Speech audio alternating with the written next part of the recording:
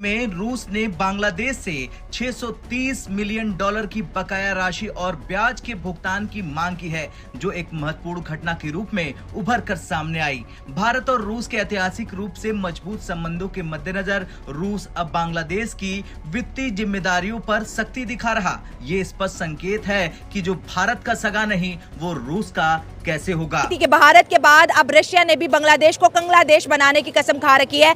आज की ताजा तरीन खबर ये है कि रशिया ने सिर्फ लोन नहीं मांगा, लोन के साथ इंटरेस्ट भी मांगा है।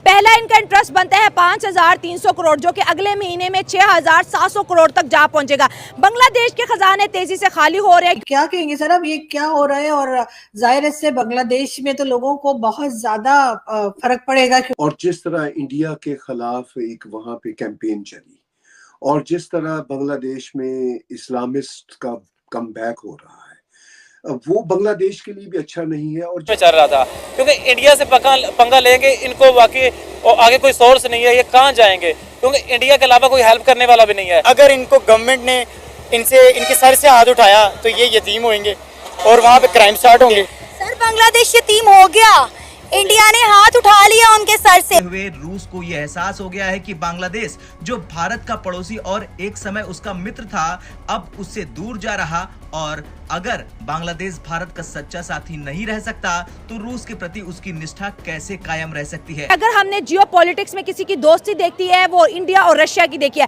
इंडिया से मुंह मोड़ने के बाद रशिया का भी अब बांग्लादेश बन जाएगा। तो कुछ सर, इंडिया और रशिया की दोस्ती के बारे में क्या कहेंगे कि एक दोस्त के खिलाफ नारा लगा, दूसरा, हालांकि रशिया तो बहुत अमीर मुल्क है, लेकिन वो बांग्लादेश को कह रहा है मेरा 630 मिलियन डॉलर अर्जेंट बेसिस पे वापस ये तो मुश्किल होगा वापस करना, लेकिन वो बात ये है कि अगर रूस और इंडिया दोस्त हैं, हाँ। तो जहरी बात है दोस्त ने दोस्त के पीछे तो आना है। हाँ, ठीक है। लेकिन मुश्किलात बढ़ेंगी वो बांग्लादेश के लिए। पिछले देशों का बुरा हाल हो चुका है, क्योंकि बांग्लादेशियों को अपनी जो तरक्की थी वो हजम नहीं हो रही थी।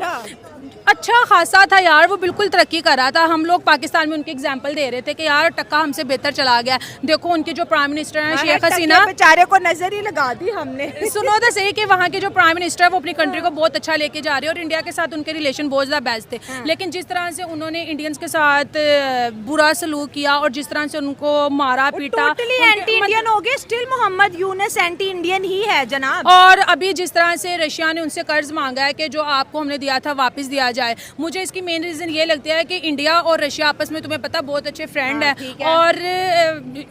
और इसी वजह से रशिया ने बांग्लादेश से अपना जो लोन था वो वापस मांगा है। लोन के साथ साथ कहते हैं ना, कर्ज भी और सूद समेत 6,700 करोड़ का जो इंटरेस्ट है रशिया ने, वो भी बांग्लादेश से। बांग्लादेश तो ऑलरेडी उसके खजाने खाली हो रहे हैं, बांग्लादेश पे ऑलरेडी इतना ज़्यादा प्रेशर है। इंडिया ने अपनी ट्रेड वैसे बहुत ज़्यादा डिले कर दिया, बॉर्डर के ऊपर बहुत से ट्रक वैसे रोक दिए। 16 कमोडिटी, कल का हमारा शो था, ऑलरेडी बैन हो गया है। मेडिकल वीज़ा की प्रोसेसिंग भी स्लो हो गया है। अब ये मुझे तो लगता है इनको मरने के लिए कोना भी नहीं मिलना। मरने के लिए नहीं, बांग्लादेश अब बिल्कुल कंगलादेश बनने वाला है, ठीक है। और वहाँ पे बिजली जा रही है, अब लोग पंखियों पे आ गए, वही हमारा जमाना आ गया। वहाँ पे जो बिजनेस है वो बहुत ज़्यादा ख़राब होता जा रहा है। वीज़े उनको इंडिया के नहीं मिल रहे। तो मुझे समझ नहीं आ रही कि जब एक कंट्री अच्छी खासी अपने लेवल पे जा रही है तो इनको क्या ज़रूरत थी पंगा लेने की। अब उन्होंने पंगा लिया। अब ये वही इंडिया जिसने हमारे साथ किया।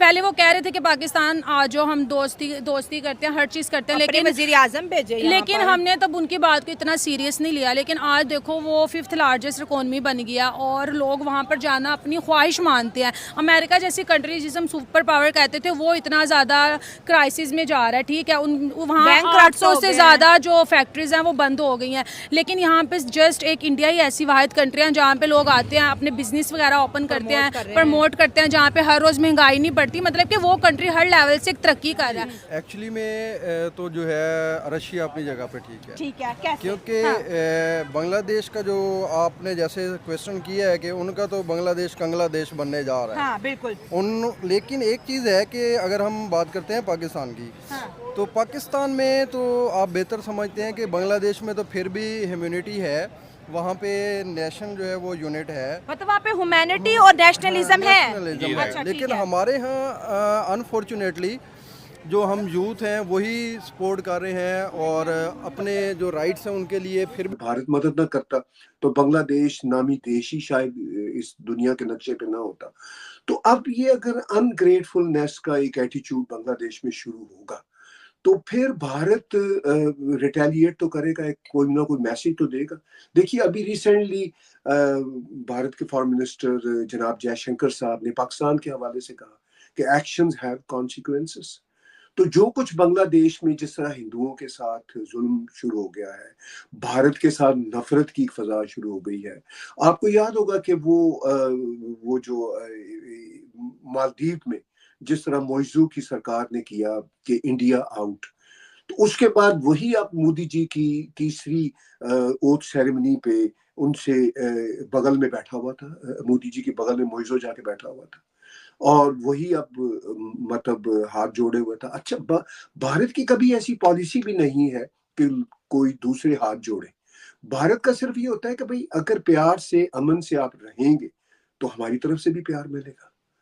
अगर आप दहशतगर्दी की बात करेंगे, हमारे खिलाफ प्रोपेगेंडा चलाएंगे, तो जैसा कि उन्होंने कहा जयशंकर जी ने कि uninterrupted talk with Pakistan is over, तो वही मामला शायद मैं ये कह सकता हूँ कि अगर बांग्लादेश की तरफ से ये एक टॉक्सिक नैरेटिव बढ़ता रहा तो बांग्लादेशियों को फिर भारत की तरफ से वो जो अनइंटरप्टेड डायलॉग वाला मामला है वो वहां पे भी ओवर है, वो भी फिर अपना मैसेज देंगे। तो मैं ये समझता हूँ कि भारत की बीजेपी की सरकार खास तौर पर 2 टर्म से, पहली टर्म में तो उन्होंने सबको अकोमोडेट करने की कोशिश की, मोदी जी ने पाकिस्तान को भी अकोमोडेट करने की कोशिश की, पाकिस्तान भी पहुंच गए, प्राइम मिनिस्टर। दोस्तों मुझे उम्मीद है कि ये वीडियो आपको पसंद आया होगा। वीडियो पसंद आया तो प्लीज़ हमारे यूट्यूब चैनल सोच टाइम्स को जरूर सब्सक्राइब करें। अगर फेसबुक पे देख रहे हैं तो पेज को भी जरूर फॉलो करें।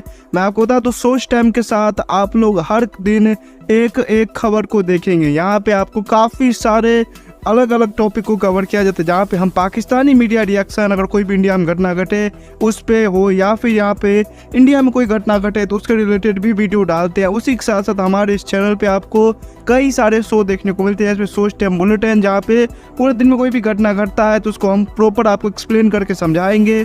और उसी के साथ साथ मैं आपको बता दूँ, आपको यहाँ पे सोच टाइम शो देखने को मिलता है जो कि रोज़ आपको शाम को देखने को मिलेगा।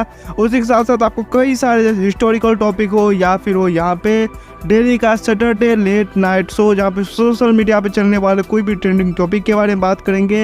ये काफ़ी ज़्यादा हमारा जो चैनल है वाइब्रेंट होने वाला है, काफ़ी बेहतरीन आपके लिए एक ऑप्शन होगा। तो हमारे चैनल को एक बार जरूर विजिट करेगा। आप ये वीडियो यहाँ तक देख रहे हैं, एक बार जरूर सोच टाइम को विजिट करें और सब्सक्राइब करें। इस चैनल को आप सब्सक्राइब करने के बाद मेरे हिसाब से और किसी भी चैनल को आपको सब्सक्राइब करने की जरूरत नहीं है, क्योंकि यहाँ पे आपको हर एक टॉपिक के रिलेटेड वीडियो देखने को मिल जाएगा। तो प्लीज़ सोच टाइम्स को जरूर सब्सक्राइब करें।